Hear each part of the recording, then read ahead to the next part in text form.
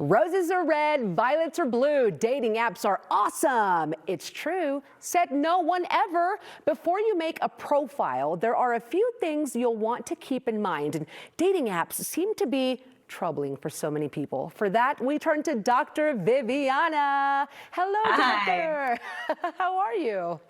I'm doing great, and I love this topic because, yes, it is a staple of dating these days, but Oh, there are some ways that we can do it better. I hear so many stories about these dating apps, so we're gonna break it all down. Now, I have a few friends who are thinking about giving dating apps a try. Like these are recently divorced friends or friends who just really want to meet people. It's exciting, but you say that we should also keep safety in mind. All right, tell me about this.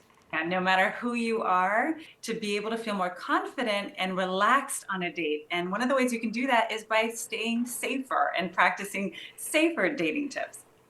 Yeah, you never know who's at the other end of that chat, right? Now, can you share some tips, starting with when the app is first downloaded? Because it does seem to ask a lot of information, a lot of very personal questions. Yes, keep some personal details private. Imagine when somebody's asking you questions, are these questions that your banking app would ask you? If you're setting up something that has to do with a legal or financial institution, are they wanting to know the same things? That might be something that'll tip you off to, I'm not going to share that. Yeah. Now, okay, so you've got the app, you've met a few interesting people. After you get to chatting and make plans to meet up in real life, what should Yes. we consider? Like that's a nerve-wracking move.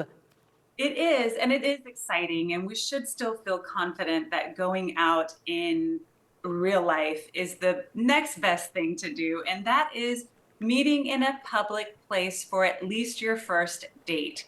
That is so important that it be well populated, whether it's a coffee shop, restaurant, or busy park. You do not want to be solo, like literally isolated on a first date or even the first few dates. Yeah, no, it completely makes sense. Now, chatting, meeting new people, that feeling is so exciting. But you also suggest that we need to listen to our instincts. I'm a big fan of listen to your gut. But why does this still hold true when it comes to dating?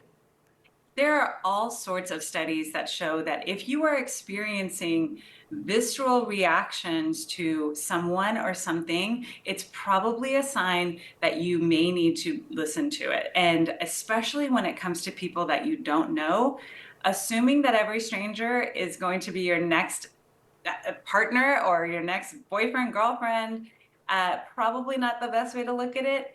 And also thinking, not thinking everybody's a serial killer, but it's really important to trust Yeah. your instinct. If you're getting butterflies in your stomach, that's one thing. But if the hair on the back of your neck or on your arms is, every time you hear their voice or see them or they laugh a certain way, trust your intuition. It's super important to do that. And then, of course, lastly, I want you to share plans with someone you trust. I Okay. know a lot of people don't want to overshare too much, especially at the beginning of a relationship with a close friend or confidant, because they're like, it could be nothing. Or they get so excited for me and then it's nothing. But sharing plans is a part of your safety plan. So even if it's just sharing your location or saying, hey, this is who I'm meeting, this is what his profile looks like, I don't want to hear anything about it, you're my safety backup. Okay, that right there is awesome advice because I am a huge fan of crime shows, and on those 48 hours, and it's the friend who always comes and on the show saying, I spoke to her last. So yes, always good advice from you, Dr. Viviana. Thank you so much, and always such a pleasure to see you.